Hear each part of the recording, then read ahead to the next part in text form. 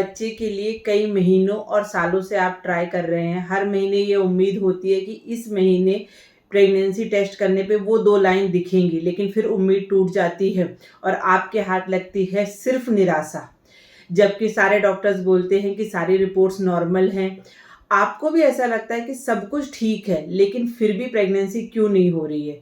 क्योंकि आप कुछ उन आदतों पे ध्यान नहीं देते हैं जो आप डे टू डे लाइफ में करते हैं। आप सिर्फ देखते हैं आपकी रिपोर्ट्स, आपका ओव्यूलेशन हो रहा है कि नहीं हो रहा है, आपका एएमएच कितना है, आपकी बच्चेदानी की गद्दी कितनी है, हस्बैंड की रिपोर्ट कैसी। लेकिन इस सब के बावजूद जो आपकी दिनचर्या है, क्या वो ठीक है? क्या ओवुलेशन के बाद या ओवुलेशन के पहले कुछ ऐसी चीज़ें आप कर रहे हैं जिसकी वजह से आपका इम्प्लांटेशन ना हो पा रहा है, बच्चा ठहर नहीं पा रहा है या बच्चा चिपक नहीं पा रहा है? तो वीडियो के लास्ट तक आपको बने रहना है। आपको नोट डाउन करना है कि इनमें से कोई आदत आपकी तो नहीं है और जल्द से जल्द उस आदत को आपको हटाना है। और फिर देखिए, नेचुरल कंसेप्शन में टाइम नहीं लगेगा। तो सबसे पहले जो आदत आपको हटानी चाहिए वो है आपके लेट सोने की आदत। अगर आप रात को बहुत ज़्यादा देर तक 1 बजे तक, 12 बजे तक, कुछ-कुछ पेशेंट नाइट ड्यूटी करते तो ओवरनाइट जगते हैं, ये करते रहेंगे, तो उससे आपके शरीर में वात प्रकोप होगा, आपका हार्मोनल इम्बैलेंस होगा और उसकी वजह से आपका बच्चा ठहरेगा नहीं, आपका इम्प्लांटेशन फेल्योर होगा। उसमें सबसे ज़रूरी चीज़ जो होती है कि हमें 10 बजे सो जाना चाहिए, क्योंकि 10 बजे के बाद अगर हम सोते हैं तो हमारी जो बॉडी है वो हार्मोन रिपेयर का काम स्टार्ट करती है। तो आपको 10 बजे तक सोना है। दूसरी चीज़ आपको जो हटानी है आपकी आदत, वो है बहुत ज़्यादा स्ट्रेस लेने की। क्योंकि जैसे आप स्ट्रेस लेंगे, जैसे आपको रहता है कि भाई पीरियड आ जाएगा तो फिर से इस बार लोग बोलेंगे पीरियड आ गया, पता नहीं इम्प्लांटेशन होगा कि नहीं होगा, पता नहीं क्या होने वाला है, कब तक दवाइयाँ खाऊँगी। ये स्ट्रेस आपको छोड़ना है, क्योंकि अगर ये स्ट्रेस आप नहीं छोड़ेंगे तो आपका कार्टिसोल लेवल बढ़ता जाएगा और कार्टिसोल लेवल बढ़ा कि वो आपके प्रोजेस्टेरॉन को ड्रॉप कर देगा। प्रोजेस्टेरॉन ड्रॉप होगा तो बच्चा नहीं चिपकेगा, फिर से पीरियड आएगा। तो इसलिए आपको स्ट्रेस बिल्कुल नहीं लेना। तीसरी आदत है आउटसाइड फूड खाना, जैसे जंक फूड खाना है, आपको चाइनीज खाते हैं, आप लोग बहुत ज़्यादा सुगरी सब्सटेंस लेते हैं, बहुत ज़्यादा ठंडी चीज़ें खाते हैं, तो ये आपकी जठराग्नि को स्लो डाउन करता है और आपके बच्चेदानी को गद्दी को अच्छा नहीं रहने देता, आपके शरीर में वात प्रकोप करता है और फिर से इम्प्लांटेशन को हटाता है। क्योंकि अगर लीवर फंक्शनिंग गड़बड़ होगी तो सारे हार्मोन जो सिक्रीशन होते हैं वो लीवर में हमारे बन रहे हैं, तो इसलिए आपका मेटाबॉलिक रेट स्लो डाउन हो जाता है। तो आपको बाहर की चीज़ों को हटाना है। ये 3 कारण हो गए। चौथा कारण जो है वो है कि आपका असमय यात्रा, मतलब बहुत ज़्यादा ट्रैवलिंग करना। मतलब कभी-कभी मैंने देखा है कि डेली रूटीन में पेशेंट ऑफिस जाने के लिए कम से कम 70-80 किलोमीटर रोज़ की ट्रैवलिंग करते हैं।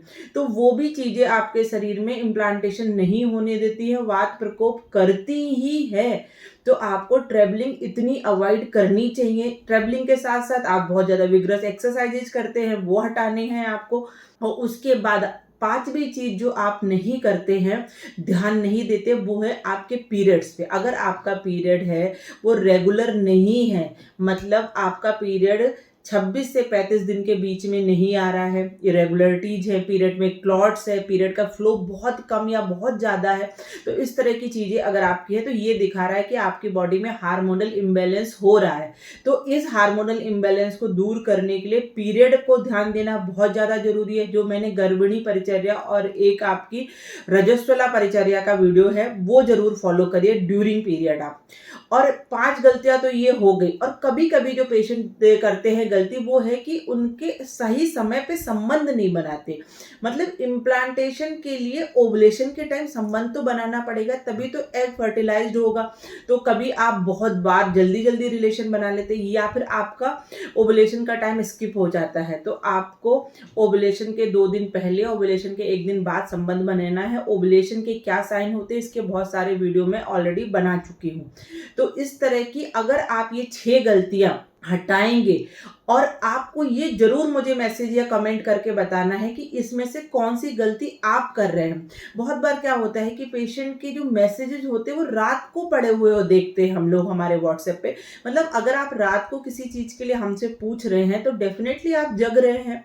तो आपका वात प्रकोप होगा ही। मैं इतना ज़्यादा आप लोगों को सबको समझाने की कोशिश करती हूँ कि प्लीज़ आप 10 टू 6 की अच्छी साउंड स्लीप लीजिए, ताकि आपके शरीर में वात पित्त कफ का साम्यता बनी रहे, आपके हार्मोन रिपेयर होते रहे, आपकी एचपीओ एक्सिस अच्छी रहे। तो फिर सारी चीज़ें अगर ठीक है, रिपोर्ट नॉर्मल है, तो फिर इम्प्लांटेशन हो जाएगा। तो बस अब आपको क्या करना है, आपकी कॉज को ढूंढना है, आपकी कौन सी आदत है जो गर्भधारणा में बाधा बन रही है उसको हटाना है। और अगर आप फिर भी कंसीव नहीं हो पा रहा है तो अब समय बैठे रहने का नहीं, अब आपको बस एक ही काम करना है, जो स्क्रीन पे नंबर दिख रहा है उस पे आपका ऑनलाइन कंसल्टेशन बुक करना है और आगे की चीज़ों को जल्दी स्टार्ट करना है। वीडियो अच्छा लग रहा है तो लाइक एंड शेयर ज़रूर करिए और प्लीज़ चैनल को सब्सक्राइब करिए अगर आपने चैनल अभी तक सब्सक्राइब नहीं करा है, क्योंकि जब आप चैनल सब्सक्राइब करते हो तो हम ज़्यादा से ज़्यादा लोगों तक पहुँच पाते हैं और हमें मदद मिलती है आपकी। तो बस आपको चैनल को सब्सक्राइब करना है, बेल आइकन बटन को दबाना है, ताकि वीडियो का नोटिफिकेशन आपको मिल सके। ये बिल्कुल फ्री है। और नेक्स्ट आप किस टॉपिक पे वीडियो चाह रहे हैं वो भी हमें बताइए। फिर से कहूँगी, नारी हो ना निराश करो मन को, आयुर्वेद से संभव है मातृत्व आपका। नमस्कार।